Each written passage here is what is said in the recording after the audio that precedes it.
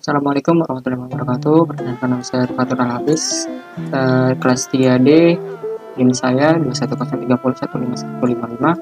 Di sini saya akan mempresentasikan tugas akhir dari mata kuliah teori bahasa dan automata. Kita mulai dari slide pertama, yaitu bahas FSA. FSA itu kepanjangan dari Finite State Automata. Finite State Automata atau Finite State Machine adalah mesin abstrak yang memiliki 5 elemen atau tuple. Kelima elemen tersebut meliputi input, output, himpunan state, relasi state, dan relasi output. FSA ini seperti berupa sistem model matematika dengan masukan dan keluaran diskrit yang dapat mengenali bahasa paling sederhana atau bisa dibilang bahasa reguler dan dapat diimplementasikan secara nyata. FSA ini dapat menerima input dan mengeluarkan output yang memiliki state yang berhingga banyaknya. Selain itu, FSA memiliki sekumpulan aturan untuk berpindah dari satu state ke state lain berdasarkan input dan fungsi transisi yang diterapkan. Perlu diketahui bahwa sistem finite state automata hanya dapat mengingat state terkini karena tidak memiliki tempat penyimpanan atau memori. FSA pada dasarnya digunakan untuk mengenali pola, dibutuhkan string, simbol sebagai input dan statusnya berubah sesuai dengan input tersebut. Ketika ditemukan simbol input yang diinginkan, maka terjadi transisi. Pada transisi automata dapat berpindah ke dalam keadaan berikutnya atau tetap dalam keadaan yang sama. FSA memiliki dua status, yaitu status terima dan status tolak. Ketika string input berhasil diproses dan automata mencapai state akhir, maka statusnya adalah diterima atau accept. Demikian juga sebaliknya. FSA dapat didefinisikan dengan persamaan seperti himpunan state, himpunan simbol input, fungsi transisi, state awal atau initial state, dan yang terakhir ada state akhir. Karakteristik dari FSA ini punya beberapa karakteristik, yaitu setiap finite automata memiliki keadaan dan transisi yang terbatas. Yang kedua, transisi dari satu keadaan ke keadaan lainnya dapat bersifat deterministik atau non-deterministik. Yang ketiga, setiap finite automata selalu memiliki keadaan awal. Yang keempat, finite automata dapat memiliki lebih dari satu keadaan akhir. Yang terakhir, jika setelah pemrosesan seluruh string keadaan akhir dicapai, artinya automata menerima string tersebut. Selanjutnya, cara kerja dari FSA. FSA bekerja dengan cara mesin membaca memori masukan berupa tab, yaitu satu karakter tiap saat atau dari kiri ke kanan, menggunakan hit baca yang dikendalikan oleh kotak kendali state berhingga, di mana pada mesin terdapat sejumlah state berhingga. Finite automata selalu dalam kondisi yang disebut state awal atau initial state. Pada saat finite automata mulai membaca tab, perubahan state terjadi pada mesin ketika sebuah karakter berikutnya dibaca. Ketika hit telah sampai pada akhir tab dan kondisi yang ditemui adalah state akhir, maka string yang terdapat pada tab dikatakan diterima oleh finite automata, atau string-string merupakan milik bahasa bila diterima finite automata bahasa tersebut. Jenis-jenis FSA.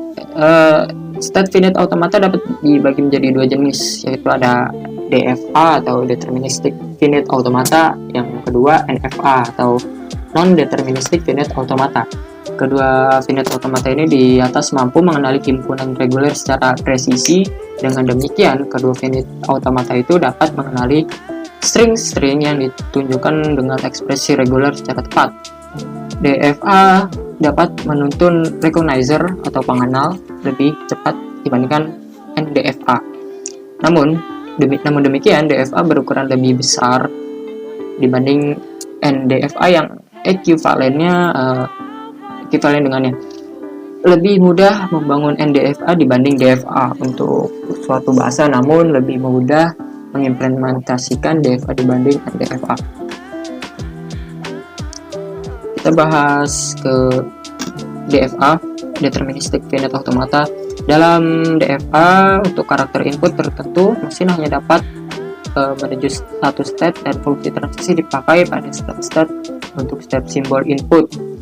Selain itu, pada DFA perpindahan state null tidak diperbolehkan, artinya DFA tidak dapat mengubah state tanpa karakter input sama sekali. DFA itu terdiri dari 5 tuple, yakni himpunan state, simbol input atau simbol yang digunakan oleh mesin untuk mengambil nilai input. Yang keempat ada initial state atau state keadaan awal dari mesin. Yang selanjutnya ada himpunan state akhir. Yang terakhir ada fungsi transisi yang didefinisikan seperti ini. Ya.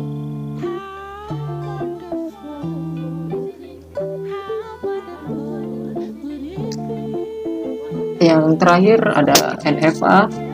NFA hampir sama seperti DFA, namun yang membedain itu ada beberapa hal. Yang pertama, diperbolehkan terjadi perpindahan null, yang berarti NFA dapat pindah ke step berikutnya tanpa membaca simbol input. Yang kedua, NFA dapat mengirimkan beberapa step untuk input tertentu. Pada dasarnya beberapa hal di atas tidak membuat NFA lebih unggul daripada DFA. Jika dibandingin, keduanya setara sih, keduanya sama-sama kuat. Karena fitur tambahan di atas NFA memiliki fungsi transisi yang berbeda. Selebihnya sama dengan DFA, fungsi transisi pada NFA dapat didefinisikan seperti yang dituliskan di sini. Oke, kita langsung coba. Di sini ada contoh soal ya. Kita coba buka JFlap terlebih dahulu. Oke, ini sudah masuk ke JFlap-nya. Kita coba kerjaan soalnya. Sini saya udah setting state-nya. Ini start dimulai dari A ya, initial dan finalnya di F. Kita masukin dulu.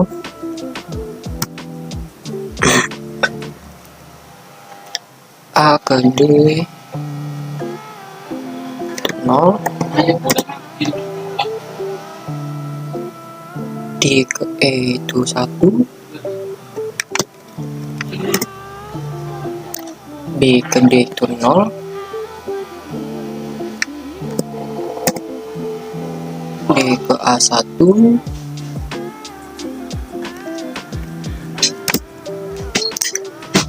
C ke C itu 0, C ke B itu 1,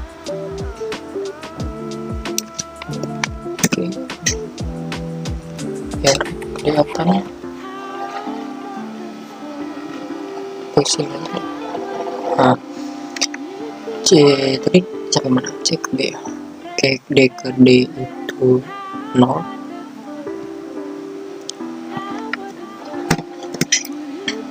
D ke D1 juga looping sama ke D ke F itu 1. Oke, E ke C 0, E ke C,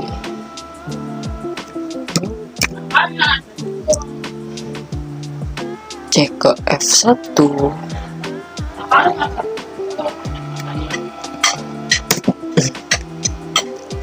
F ke E0,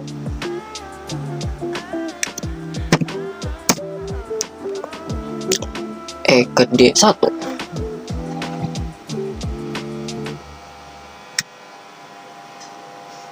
D1. Oke, kita rapihin.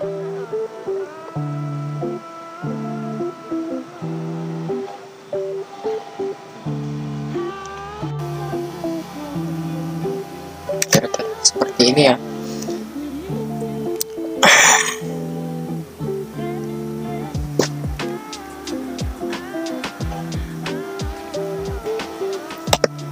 Oke, lanjut. Kita input, kita tes run aja ya. Kita coba 0, belum. Coba 001 0011 00.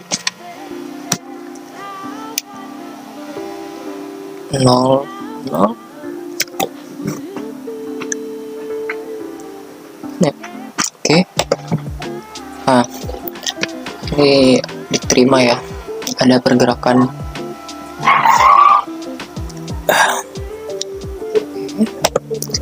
Kita langsung convert ke DFA.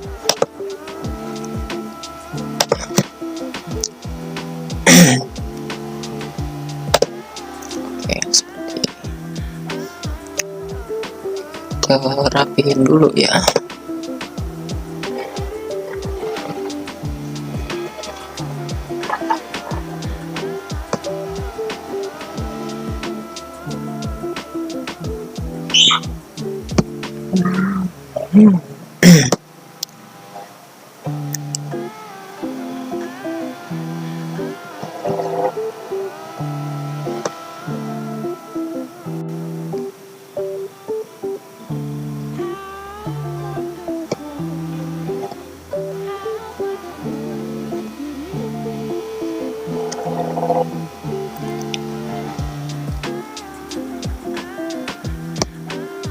Kita awalnya di sini.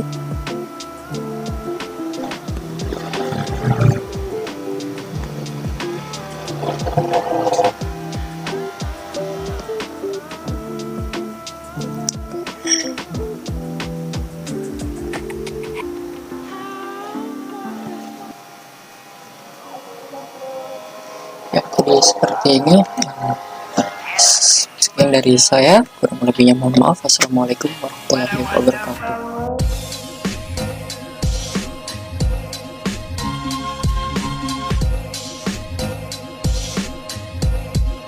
What a wonderful